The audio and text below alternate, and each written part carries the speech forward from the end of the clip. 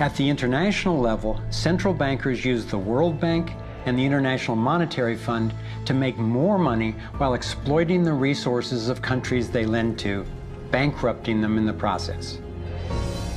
The central bank of central banks is the Rothschild-created Bank for International Settlements. Cryptocurrency does not seek to replace currency. It's a bad name. Cryptocurrency seeks to replace banking. The core things that banks have done since the 1300s, those are going to go away, 100%. And let's just be clear what I mean by that. The reason that we even have banks originated in Italy around the year like 1340, all right?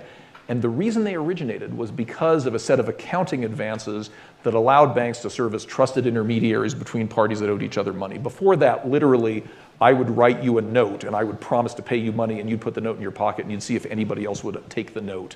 You know, that's why we refer to discounting notes. And then banks arose and it was like, you no longer need to do that. We'll take care of it for you, but you're going to have to pay us to do that.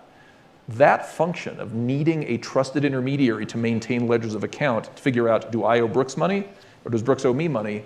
It turns out that function no longer has to be done by human beings. The same way we don't need postal clerks anymore. I can send you an email for free and it's instant and that's just the end of the post office. Sorry, but it just is. That function will go away. What's going to be left for banks is the high value add services, you know, structured finance, investment advisory, you know, all of the things that make a dynamic economy function. We still need people to do that. There's a lot of creativity going on in finance. But the core of banking, the base of the pyramid, the thing that drives most of their revenue, doesn't need to exist. And that's why I say, and I was saying to one of the organizers even before we stood up on this panel, cryptocurrency does not seek to replace currency. It's a bad name. Cryptocurrency seeks to replace banking. Just if you take nothing from this panel but that's what you need to understand.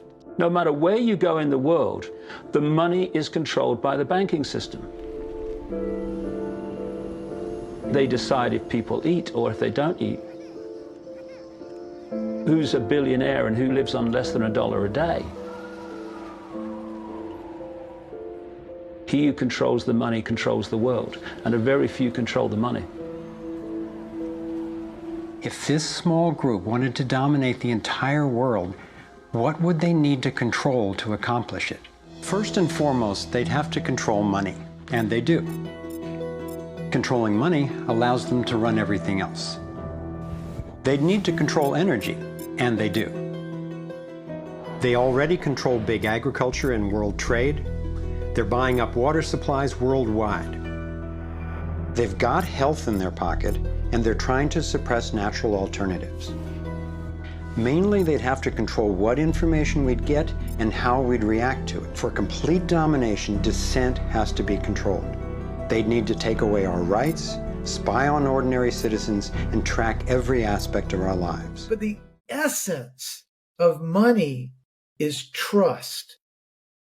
America's broken trust with itself, with its nation, and with all the other nations in the world. It doesn't have the right to run this centralized world reserve currency trust system when we have nothing but a bunch of vagrants and scoundrels and liars that are responsible on the world stage. And they've told us what their intents are.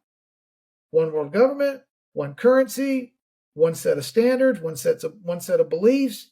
You'll all comply, you'll all obey, and if you don't, we're coming after you.